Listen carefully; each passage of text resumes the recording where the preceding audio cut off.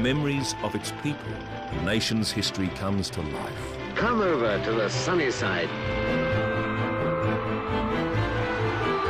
These are stories of great changes in Australian life since 1945, told by the people who lived them.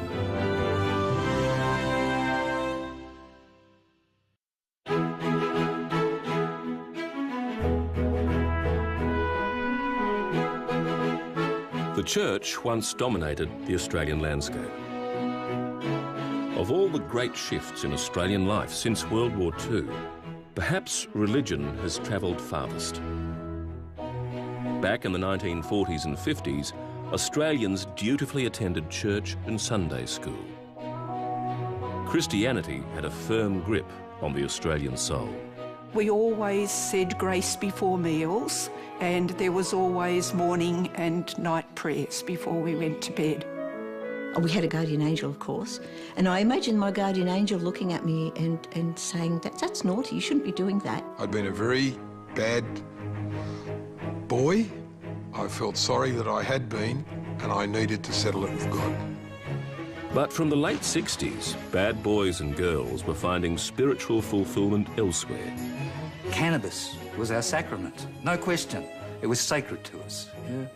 And so was LSD. And the churches struggled to keep up. Nowadays, only about 8% of Australians go to church every Sunday, and over 18% say they have no religion. So are we a nation of lost souls? In this episode, we'll explore the struggle for the Australian soul since the end of World War II.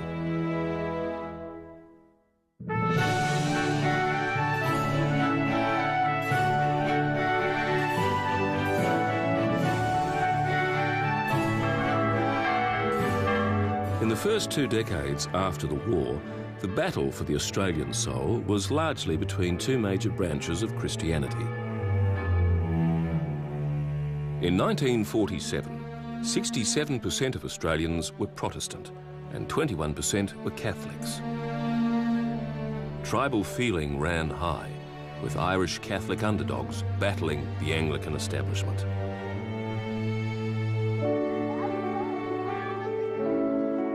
At church and Sunday school, children learned who they were, and for many, it would define the rest of their lives. Maureen McLaughlin's parents were Irish. Her mother died when she was only 9, and she was brought up by her devout Catholic father. He said the Catholics in Northern Ireland fought so hard to keep their faith that he wasn't going to lose it, and he never did. Graham Dunstan's mother was a fervent Protestant. My mother was determined that I would be a Christian, and I went to Sunday school every Sunday from as early as I can remember. So Sunday school, Bible stories, I had it all. There were picnics. I remember I was part of the boys' club. It was all part of family life at the time. Despite similar Christian beliefs, Graham and Maureen grew up on opposite sides of a strictly enforced religious divide. You weren't allowed to go to non-Catholic religious services. There was 3 times I was asked to be bridesmaid, and they were all in non-Catholic services, and you weren't allowed to be. And if you came from a strict Catholic family, you didn't do it. And you'd go to the church and stand outside the church and wait till they came out. But being a Baptist didn't stop Graham Dunstan from shopping around other Protestant churches, at least socially. When I became a teenager, Baptists didn't dance, but Presbyterians did. So the way I used to meet girls was go to a Presbyterian church hall dance. Experimenting with different religions would become one of Graham's most enduring traits in the years to come.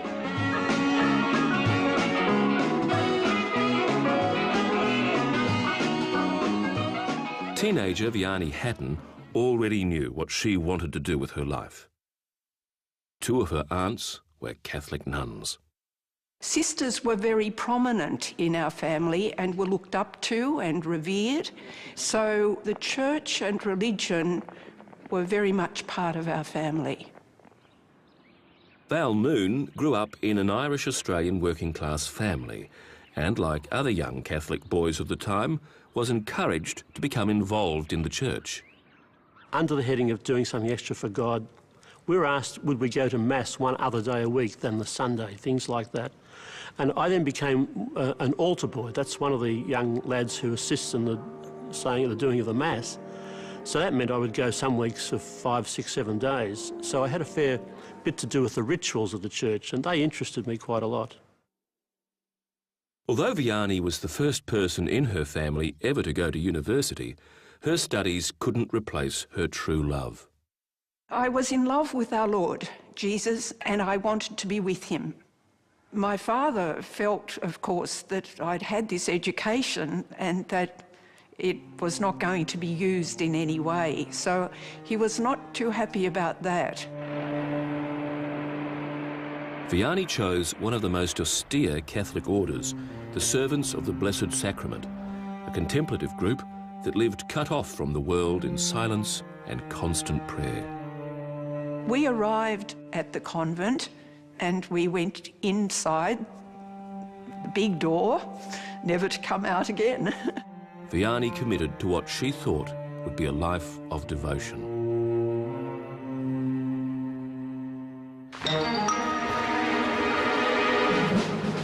Outside Vianney's convent, the world was in the grip of the Cold War.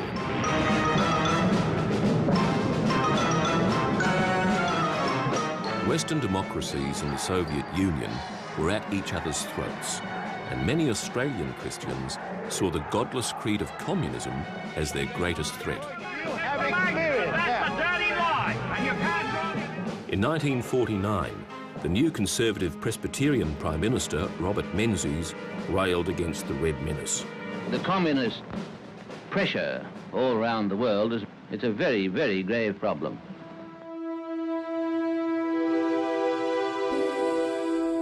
Communism was an even graver threat to the Catholic Church because of its Irish left-leaning roots. It feared losing its flock. Val Moon experienced the hysterical fear of communism preached by the Church when his sister died at the height of the Cold War. One of the nuns said to my mother, well, maybe in a way it's just as well that she's passed on because she won't have to be here when the communists take over and everything goes wrong, you know, and they start persecuting us and so on. Maureen McLaughlin grew up between twin pillars of Catholicism and left-wing politics. Her father was a wharfie. We were always Labor Party supporters because, as Dad said, you'd get the crumbs from the Labor Party, you'd get nothing from the Liberals because they represented the wealthy, whereas the Labor Party represented the working class person. The communist influence in the ALP today is frightening. And if the ALP... In 1954, at the height of the Cold War, the tensions between Catholicism and communism split the Labor Party. The new Democratic Labour Party, the DLP, was formed under the guiding influence of anti-communist and devout Catholic B.A. Santa Maria. My basic opposition to communism, as to Nazism, is based upon the fact that they're totalitarian.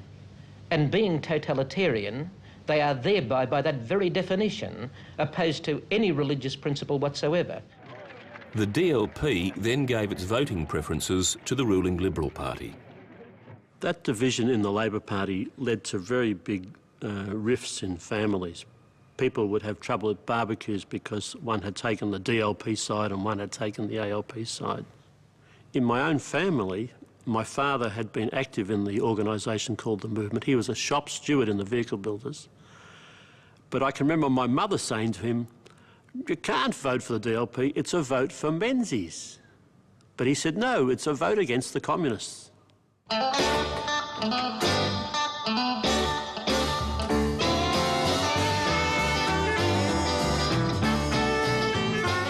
But the churches were facing a rival for the Australian soul that would prove much tougher than communism. The 1950s economic boom and the material distractions that came with it lured a new generation away from the congregations. Bruce Ballantyne Jones was a thrill-seeking teenager at the time. I was a pretty wild and loud sort of kid. I enjoyed life and I tried to be the centre of attention where I was, and I didn't have any home support for Christianity. I never went to Sunday school. You'd say my parents were nominal C of E. Bruce's parents separated and he ended up living with his father in King's Cross. And I was attending the art school at East Sydney Tech, so it was just up the road, and I was enjoying it. The problem was that I was enjoying it too much. I wasn't working very hard at my studies. I was starting to drink quite a bit, and I was only 15, and smoking, of course, because all cool guys did that in those days. In 1959, in response to the alarming decline in church attendance, especially among young people, the Protestant churches got together to bring the charismatic American evangelist Billy Graham to Australia. We've not come to Australia to teach you anything new or to say anything new. We've come to remind you of some old truths. Billy Graham's 4-month Southern Cross Crusade was an absolute sensation. Out of a population of 10 million Australians, 3 million went to his rallies. Out of curiosity, I and my little brother went out to see him at the showground. We're living today in a period of confusion. Someone has called the present age in which we live an age of despair. I remember hearing his message about the coming judgment of God for those who rejected Christ, and that you had to be ready because it could come any time. And I'm going to ask you to listen, as though it were the last message that you would ever hear. Because indeed, to many of you, this may be the last message you will ever hear. A voice said to me inside, Bruce, if that day came today, you're not ready. And put the wind up me. And so when he gave the invitation to come forward and accept Jesus as your Lord and Saviour, something said to me, Bruce, this is your moment. Go forward. And so I did. An incredible sense of release came over me. Jerusalem, Jerusalem, lift up your gates and sing. Billy Graham's Melbourne Crusade attracted another curious teenager, Graham Dunstan. I remember that one because it was big, and we ended up going to the Myer Music Bowl and sitting up there in the hill and getting this great sell on Christianity. And it was powerful. And the big, come forward now, make your decision for Christ. Men, women, young people from everywhere, just get up out of your seat right now and come. Quickly. We're going to wait. And I was just teetering on the edge. I was almost, I'm a teenager now. I'm like 17 or something. And will I do it? Will I do it? But I want you to come and stand here for a moment. After we've all finished, you can read. And I decided not to. And that kind of was the high point of my Christianity, that question of doubt. Because after then, I ceased to believe. I didn't feel motivated by the church at all. Yes, ladies and gentlemen, my conscience tells me there is a God. It was the big sell. It was the American sell. I couldn't take it. It was a bit over the top. So that's how it was for me. They weren't it, and so I stepped back and then never went back to the Baptist church again. As soon as I left home to join the army, I never stepped in the doorway of that church again. But Bruce Ballantyne Jones pledged his life to the Lord and began his journey to become an evangelical Anglican priest in Sydney. The first port of call was one of the many youth groups that had been set up in the wake of the crusade. So in that little youth group that I joined, they used to have a little open-air meeting down at the park at King's Cross every Sunday afternoon. And we'd sing a few hymns and one of the young folks would give a message and so forth. And after a while, I wanted to have a go. And so eventually they let me have a go. Australia was soon to export its boom in evangelical Christianity. Judy Hall was a youth leader in the Anglican Church with a yearning to spread the word of God. And the friends in the youth group They thought, because I was a very passionate teacher, they thought that it would be good if I went away as a missionary short term. In 1962, Papua New Guinea was still an external territory of Australia and full of highland tribes yet to hear about Jesus. Judy, now a teacher, and John Cottier, a priest, were two young Anglicans ready for adventure. I was a good time girl. I was a fairly pushy broad for those days, I suppose. So I actually went when I was 20, which was the youngest missionary to ever go, and they only accepted me because I wasn't going to stay forever. I arrived after the year's missionary training, along with all the other, there were 40, that was also the biggest missionary year, so I'm just one of a mob. John and Judy met and later married in Papua New Guinea. They were on a mission to change the locals, but the experience was to change them profoundly. Well, obviously I was going to preach this gospel, this good news, and the good news about Jesus, and I did.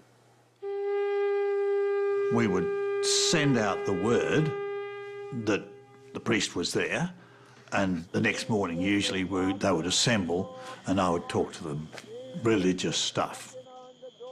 One that we did soon after our son was born, and we put him in a tin trunk and we walked it for about 3 or 4 days from that remote mission station to an even remoter place, which was a first contact patrol. And the tin trunk had a lid on which wasn't closed, you might be pleased to know. It was strung on a pole, like a pig on a pole, and he was sleeping in that as a little tiny baby. We found he was a very good icebreaker in new places. But in the end, 100 people to be baptised, and our son was baptised with that first group, and the bishop came in. We didn't actually put them underneath the water, but they stood sort of knee-deep in the water, and we scooped up the water and poured it over their heads. Plenty of it, plenty. And they came into the water in their grass skirts, pretty tatty ones. When they came out of the water, we had a sort of a little shelter there where they could take that tatty one off and either put on a brand new grass skirt or a white calico. We had some of them there. So they shed the old and put on the new. It was they rather liked it. And the dancing was just magic. Papua New Guinea was far from Australian Christianity's first attempt to convert Indigenous communities. Aboriginal people had been rounded up by state governments and placed in the care of churches' missions since the 19th century.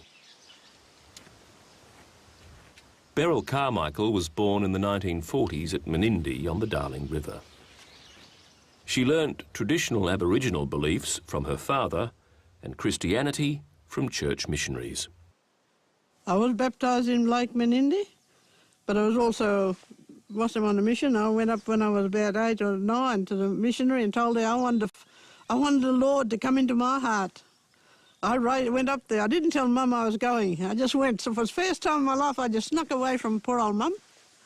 And I said to the mission, knocked on the door, "Yes, girlie, what do you want?" I said, "I want to give my heart to the Lord." She must have thought I would come to ask for something, a bit of flour or sugar or something. She said, "No, you can't. You're too young." I said, "No, I'm not too young. I want the Lord to come into my heart." And anyway, I had to argue with her for a while.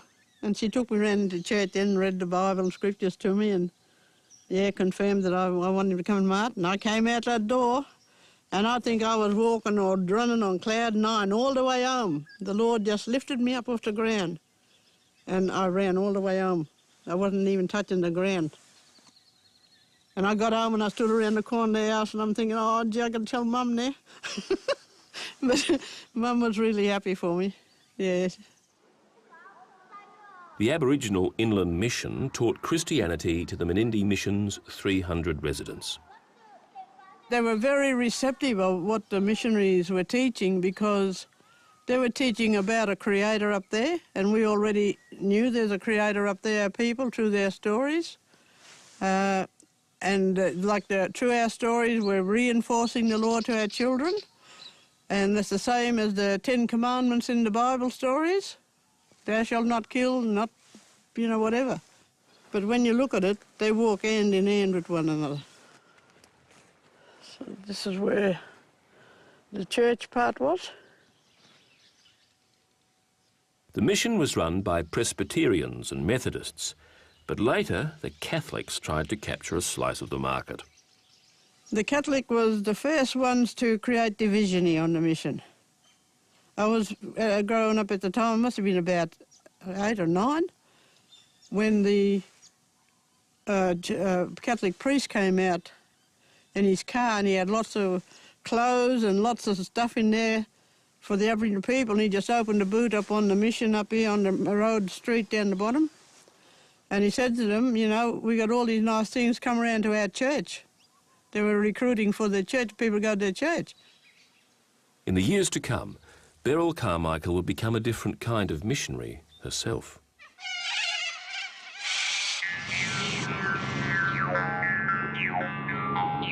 Over their 12 years saving souls in PNG, John and Judy Cottier's family grew. They weren't to realise what an effect the country had had on them until tragedy struck. I had my third child, and he died at about 7 days old, partly because the hospital was quite remote. We had a huge storm, all the rivers were up, we couldn't get out. The doctor was on patrol, he couldn't get back. And so, you know, everything that went wrong. And so I came back home with our son, David, and our 2 children had made grass mats at school. And so they used their grass mats to wrap his body. And, you know, one of the good things about death there is that it's ever present, and you understand it and you cope with it.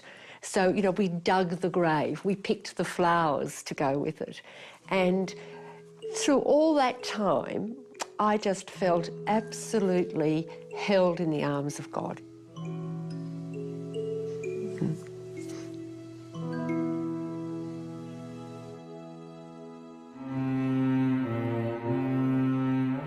In 1962, Vianney Hatton took her final vows as a Blessed Sacrament sister. Now, when you received the habit, not only did you wear the cream dress, but you had a lot of things underneath, several layers, in fact, which were pretty difficult for an Australian girl. You had the bandeau around here and the gamp that came down here and buttoned. And then the scapula went over the top of that. We earnt our living by making altar breads. And the altar breads are those small white wafers that are used for communion. Any communication between individual sisters was not allowed. There was no encouragement at all to get to know another person. But because I believed so strongly in the presence of Christ in the Eucharist, that was where I wanted to be. But Vianney's strict, cloistered world was about to undergo a radical change. And Val Noon was about to become a priest. It was a very heady time to be active in church life, the 1960 to 64 period when I was in my final years of study. On the 11th of October 1962, Pope John XXIII opened the Second Vatican Council, Vatican II. Its aim was to modernise and let fresh air into the church. The council, the first since 1870, was attended by observers from other Christian faiths at the Pope's invitation. Vatican II had a huge impact on Catholic life. The Mass became a much more communal event. The altar was turned around, the priests faced the people, and the language became English. Let us lift up our hearts.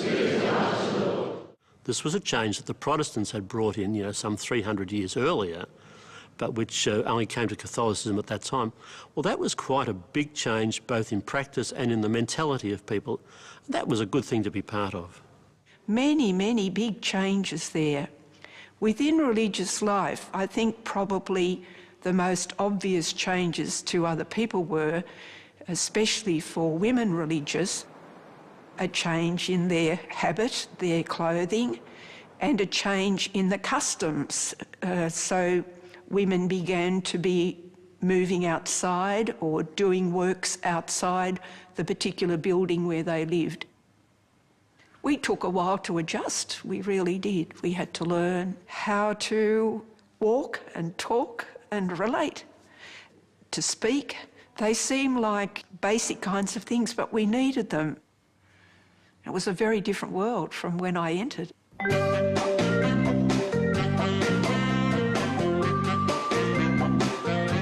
During the 60s, more Australians than ever before finished school and went to university. In and out of the classroom, the new ideas not only challenged what they'd learned in church, but the rules of Australian society in general. With increasing wealth and better education, more women were able to find jobs and live independently. Technology was changing daily life and creating new moral dilemmas. When the contraceptive pill came onto the market in 1961, it promised to transform women's lives. For many, like Linda Wiseman, who had grown up a good Catholic girl, contraception challenged their religious beliefs. I acted against the Catholic Church in a way, I guess, because when we were first married, because I'd gone out teaching, I didn't want to have children straight away. So I did take the pill, which of course was still very much frowned on, still is, by the Catholic Church. And so for a couple of years I did. And I can't remember now whether I actually stopped taking the pill because I wanted to start having children or whether I stopped taking the pill because I was feeling too guilty about it. So I ended up with 5 sons, 5 beautiful sons, yes. As Linda grappled with the morality of contraception, the nation was plunged into a bitter struggle that would divide families, friends, and the churches.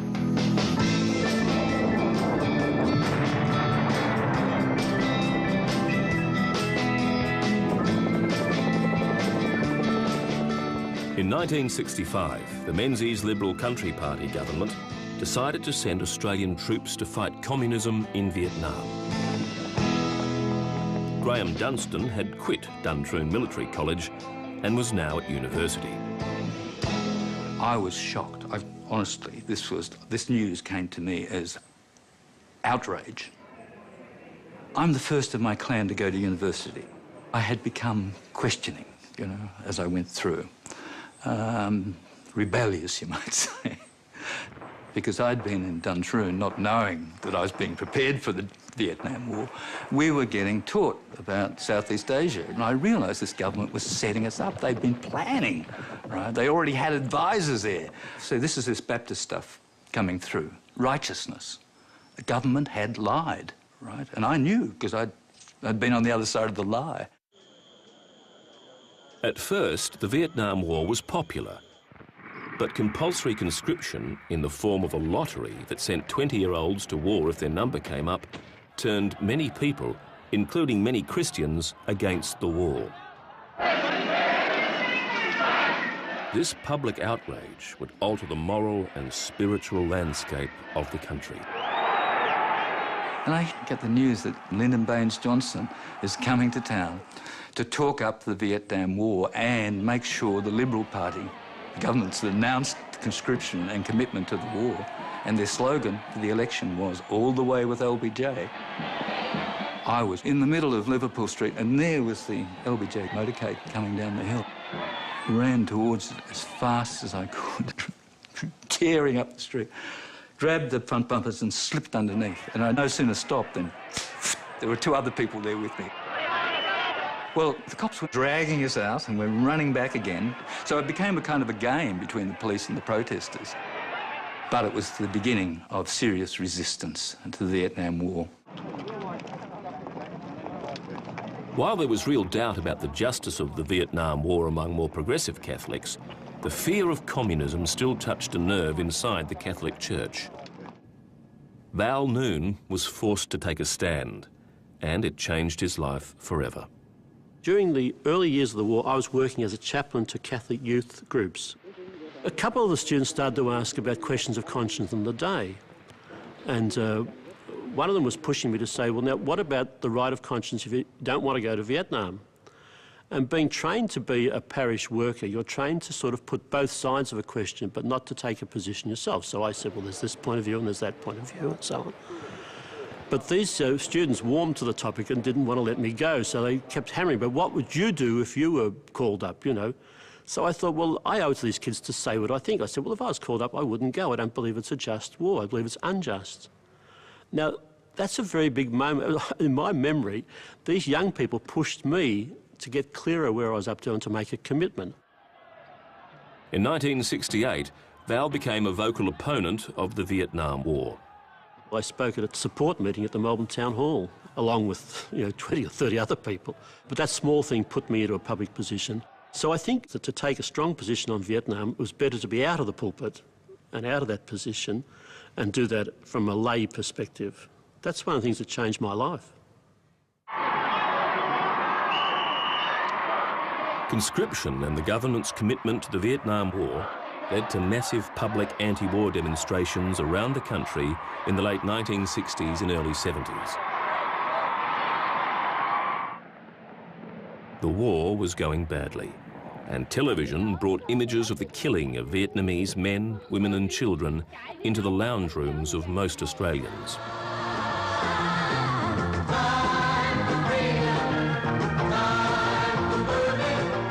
Then, in 1972, after 23 years in opposition, the ALP defeated the coalition.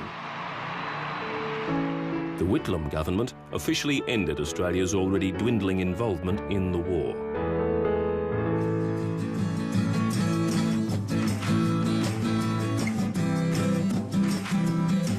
The war was over, and a cultural and spiritual revolution was now in full swing. We'd won the peace, we'd ended conscription, and we wanted this society that wasn't geared up for war. So this leads to this righteousness again, and the big question arose amongst those who were awake in those times, well, how shall we live? What does it mean to live in peace? So this became one of the questions of the counterculture. But it also involved music and fashion and drugs, of course. Cannabis was our sacrament, no question. It was sacred to us, yeah? And so was LSD. But amongst those themes, people were turning to Eastern religion. So this became a new search for me and many others to pick up on these themes. And what were these Indian gurus talking about? What was meditation? What would we believe? Graham Dunstan was at the forefront of this cultural revolution. He became the director of the Counterculture Aquarius Festival in Nimbin in 1973. Well, they say organising hippies is like rounding up cats. It can't be done, right? So it was just chaos. I was encouraging spiritual groups to come and do this stuff, share their lifestyle. Hare Krishna, Hare Krishna.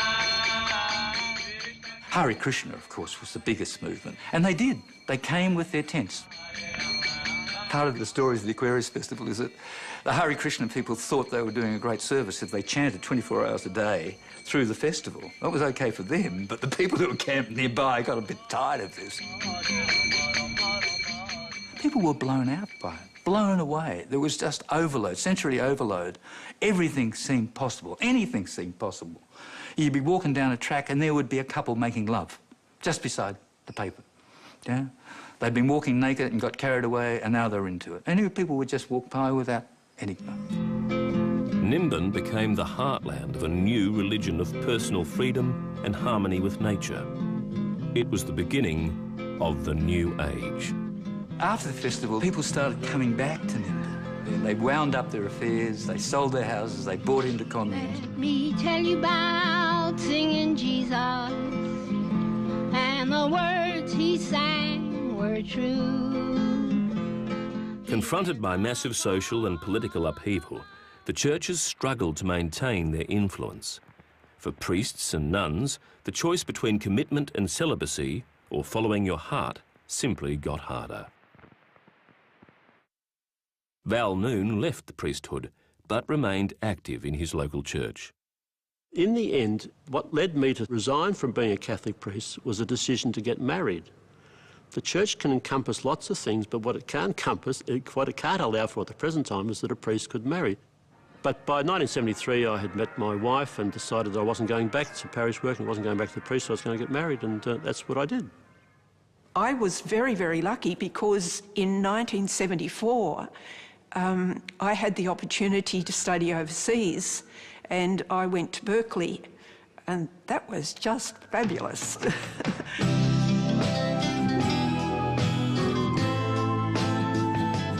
After Vatican II, Vianney's enclosed order had opened its doors, and she found herself at the very epicentre of flower power.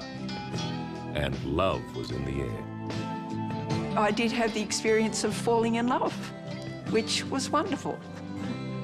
I guess I was in my late 30s, really, and the temptation was there and the questions were there and the pain was there, but in looking at the other person, I knew that he was really meant to be a priest. He was meant to be a priest, and that was as much part of him as, yeah, it would have been wrong. It would have been wrong, even though I loved him. And then I think, you know, they say doors open and you find your way, but I think probably for me, doors closed. Back in Australia, Vianney began working with urban Aborigines alongside Father Ted Kennedy in Sydney's Redfern. The idea of coming to Redfern was to just simply be part of the scene there with the Aboriginal people, not necessarily to do anything, but to be a place where those who were more actively involved might come for refreshment or for prayer. By the late 70s, churches had lost their grip on the Australian soul. Church attendance declined from 44% of the population in 1961 to only 24% in 1980.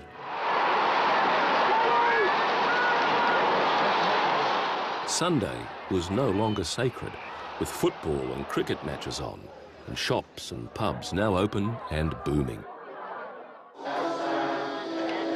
Asian immigrants began arriving in greater numbers, bringing with them Buddhism and Eastern religious traditions that challenged the dominance of Christianity. Bruce Ballantyne Jones had been an ad man before he was an Anglican priest, so he knew a declining brand when he saw one. The problem was that in the Anglican Church, as it was then, things had hardly changed for hundreds of years.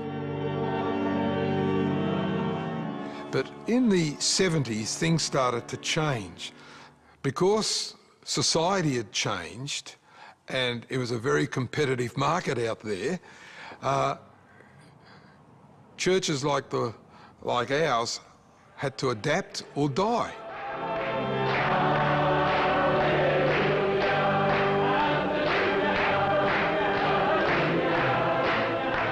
And so gradually in the 70s and since, you got a much more informal kind of church style.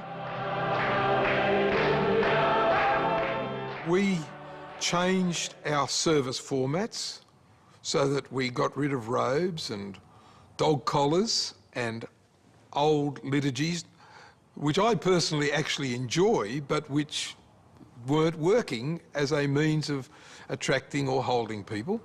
And we got modern music, we got a band, and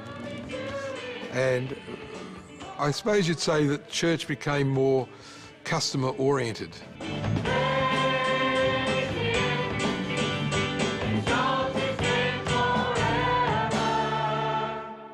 No matter what the mainstream churches did, overall their congregations continued to decline.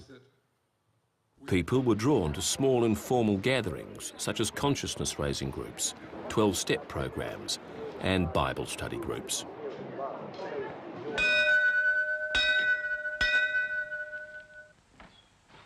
Living and teaching in country towns, Linda Wiseman had moved away from the Catholic Church.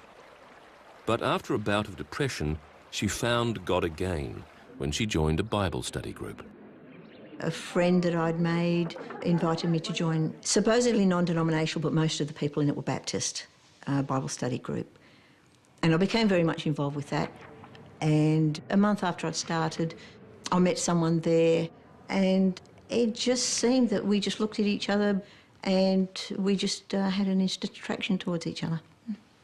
And then all of a sudden, I started realising that there was more to it than just friendship. That I was in love with her and she was in love with me. And we continued with our Bible study, but we fought against it. Very, very strongly fought against it. We believed it was wrong. It was something that should not happen. Both of us were married.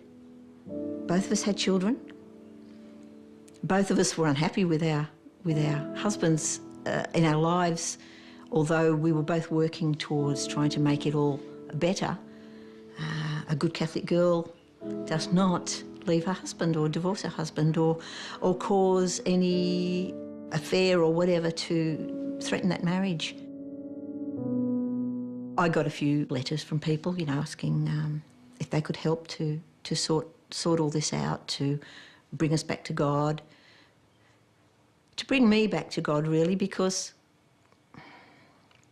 they told me that it was Bev who was possessed by the devil that was causing all this. But no more Bible study. And I remember writing in my journal, my diary at the time, and just going page after page of where is God? Is there a God? Why has all this happened? We both tried so hard over months to overcome this. We did the best we could. We both called on God to help us. We called on other people to help us. But if there was a God, he turned his back. And if there is a real God, and if he is a God of love, it doesn't sound very loving to me. A door did close, not just closed, it slammed. And that was the door that led to organised religion.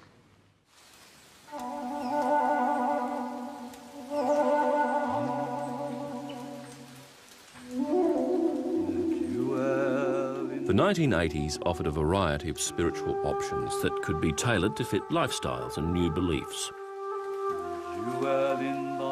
Following his counterculture experience, Graham Dunstan found a home in Buddhism. I attended the first Vipassana course in this hall. Remember that mandala was there at those times. I can remember the pain of sitting on a hard wooden floor for an hour at a time, counting down the minutes, trying to keep still.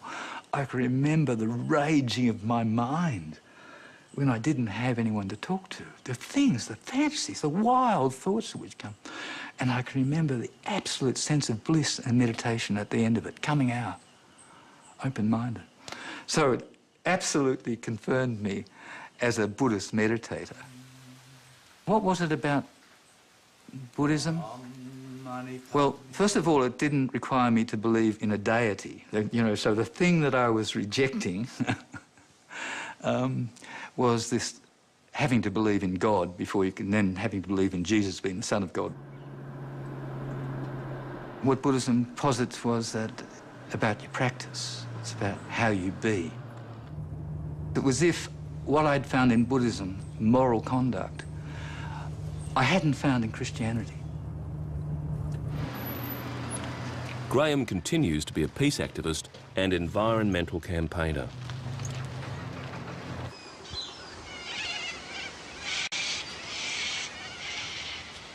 These days, Beryl Carmichael is dedicated to keeping alive the once threatened traditional Aboriginal beliefs.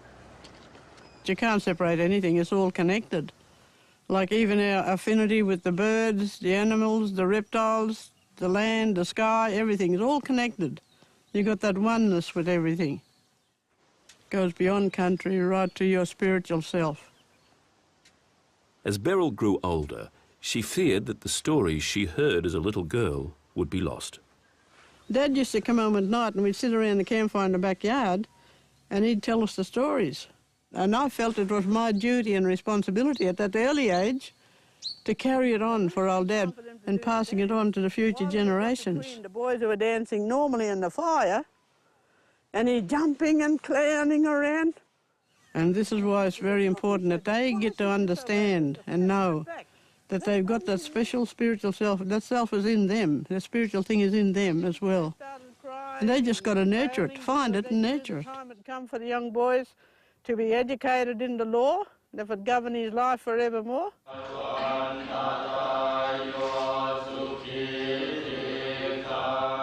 By the end of the 20th century, Australia was not only multicultural, it was also multi-faith. While 64% of the population declared itself Christian in the 2006 census, other non-Christian faiths like Judaism, Buddhism, Hinduism and Islam were steadily growing. Since the 70s, the Islamic religion has been driven by immigration from Asia and the Middle East.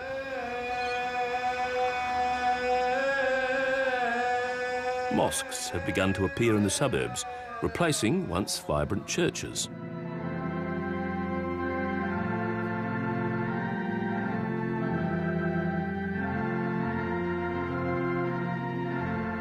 Margaret Bennett was one of the original members of the congregation at the Sefton Presbyterian Church in Sydney. Having joined the church when it was only a little hut down in Rose Street, and I became the organist and the Sunday school superintendent. My children, naturally, I had 4, naturally came to the church with me, and it was a very active church. But in the late 1980s, the congregation shrank and the church was sold.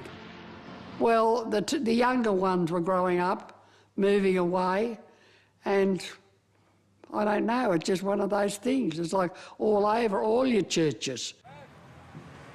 Muslims bought Margaret's old church, and the local community responded with legal action against this new house of prayer. Ahmed Chowdhury led the battle for the Sefton Mosque. Nobody wants a mosque in their backyard. That's the main thing. And there were protests from the neighbourhood and everything, and they protested the council. After a 5-year dispute, the court granted Ahmed and the Muslim community the right to have a mosque, saving the church from demolition and redevelopment. Our argument at that stage was that Muslim mosque is also a public place of public worship, and based on that kind of argument, we won the case later on. Yeah. Oh, well, I'd rather have the mosque than have the church pulled down, because I could drive past that and see in my mind the old church and the things that happened in that church. Whereas if it was nothing but a block of flats, no, thank you, I'd rather have the mosque.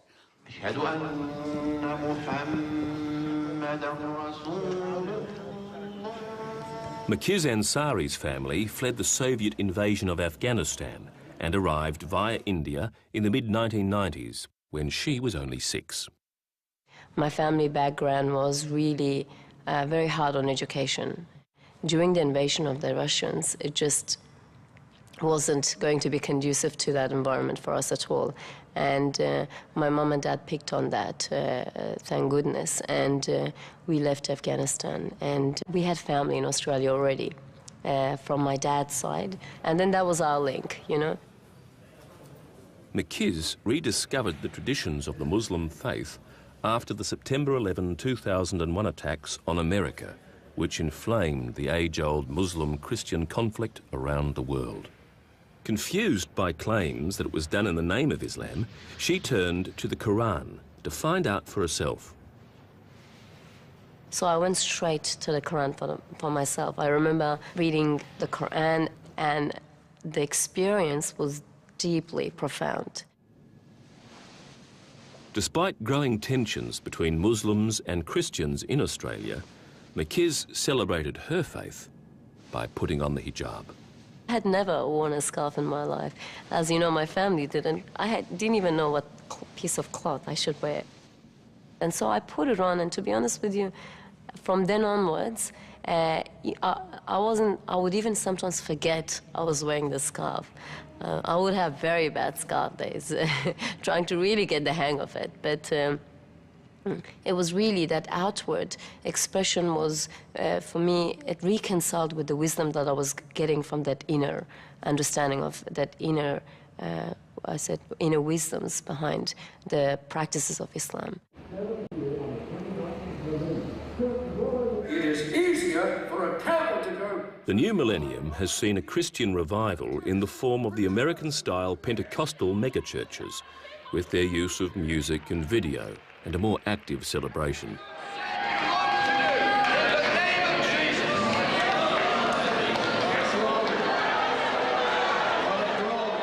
Good evening and welcome to Northridge Vineyard Church. This evening is our sunset service. Today, offshoots of these churches are appealing to many young Australians, like born-again Christian Chris Gresham-Britt. The Vineyard Church itself has always been very passionate about musical worship. I grew up with that sort of concept that Christianity was fading away, that it was a thing of the past. People don't really do that anymore. Chris's faith is a radical departure from his parents' beliefs. I don't feel the need for spiritual nurturing. I have social needs.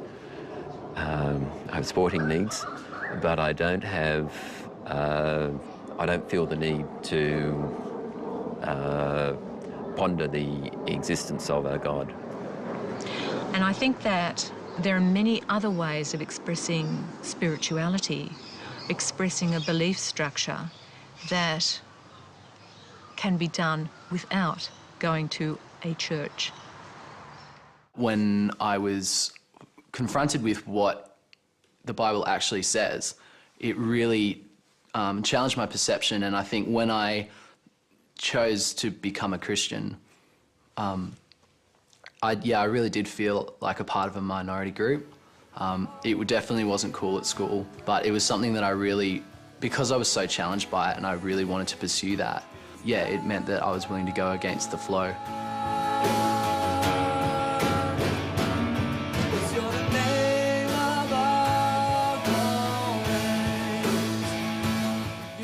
I definitely see a passion rising up in our younger generation, and it's not affecting everyone, but I think that there are a lot of people out there, and especially as a musician you can see this, there are a lot of people out there who are searching for meaning, and I think a lot of young people in our culture are starting to find that with God. And it's not just Protestant evangelists that are finding new markets. When over 300,000 Catholic pilgrims attended World Youth Day during Pope Benedict's visit to Sydney in 2008, secular Australia was put on notice.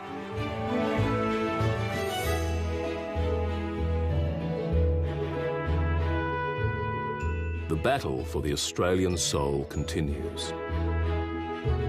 Institutional Christianity no longer dominates the spiritual landscape. It has to compete in a marketplace rich with choice. But while the practice of religion may be fading, for most Australians, the yearning to believe in a world beyond the material remains strong.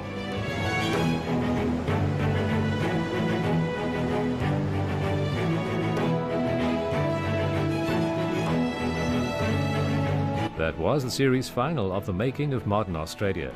You can find the book and pre-order the DVD of the series at ABC shops or online. Join us next week for a look at what life in the future will be like for us as we shape technology and technology shapes us in the fascinating series Visions of the Future, beginning next Thursday night on ABC One.